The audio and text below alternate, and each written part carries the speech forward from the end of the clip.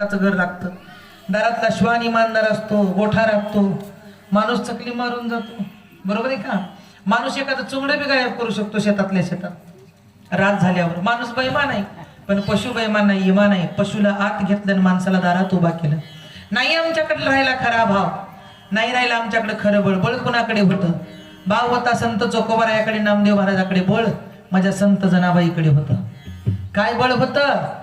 ज्या देवाला भाकरी जात होत्या ती जेवारी माझी जनाबाई दळत होती. जनाबाई दळीत असताना एके दिवशी चांडळ चौकडी करणाऱ्या पाटलानं दारात उभा टाकला आणि विचार केला, जणी एकटं दळते का दोघं जण जळतात पाहो तरी. जणी दररोज एक पोतं ज्वारी दळायची, पाटलानं त्या दिवशी दुसरं पोतं नेऊन तिच्या दारात टाकलं. जणीने विचारली, पाटील देवासाठी एकच पोतं लागते, दुसरं कुणासाठी? मला एक देवासाठी आणि एक देवाच्या सेवेकऱ्यासाठी. जणी आज तुला 2 पोते दळायचे. ठीक आहे पाटील, मी दळते.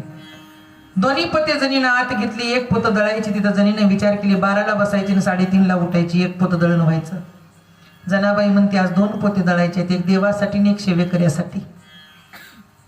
पण आज 10ला बसावं लागलं, 3:30 पर्यंत मला दळावं लागलं. जणीने 10ला जात्यावर बसली आणि दळण दळू लागली. 12 वाजता जनाबाई घामोघाम झाली. विटेवरल्या पांडुरंगाला दया आली. विठेवरून भगवंतानं उडी मारली, जणीच्या समोर येऊन बसला आणि खुंट्याला हात लावून दळण दळू लागला. काय होतं जणीकडं? मानसिक बळ होतं. दळण दळू लागला की पहाट झाली, 3:30ला दळण संपलं. पण 12 वाजता पाटील आला आणि झोपडीला कान लावून उभा टाकला. 3:30ला जनाबाईचं दळण झालं की तिनं पिठाचं पोतं बाहेर उचलून आणून ठेवलं. एक ठेवलं, दुसरं ठेवलं. झोपडीची कडी घालून जणी मंदिराकडे जाणार, तेवढ्यामध्ये पाटलानं हात धरला. जणी थांब. जनाबाई म्हणते हात सोडा पाटील. हात सोडला. थांब जणी, तुझ्या झोपडीचं दार उघड. जनाबाई म्हणते काय पाहिजे तुम्हाला? मी 12 वाजता तुझ्या झोपडीला कान लावून उभा टाकलो. एक आवाज तुझा येत होता आणि दुसरा आवाज पुरुषाचा येत होता. मला आजपर्यंत वाटत होतं माझ्या जनाबाईमध्ये बळ आहे, जणी एक पोतं दळण दळते. पण मला माहित आहे आज जणीला कोण दळू लागते? परका पुरुष दळू लागते.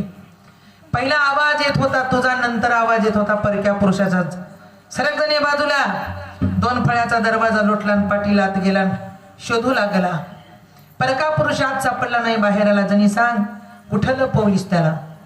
अगं आता मी आवाज ऐकलाय, माझे कान मला धोका देत नाहीत, सांग कुठं लपवलीस? त्यावेळेस जनाबाईने सांगितले, पाटील बरोबर आहे तुमचं, एक स्त्रीचा आवाज आणि दुसरा पुरुषाचा येत होता. पण खरं सांगू, त्या माझ्या झोपडीमध्ये लपला असता तर तुम्ही शोधल्यानंतर तुमच्या हाताला लागला असता.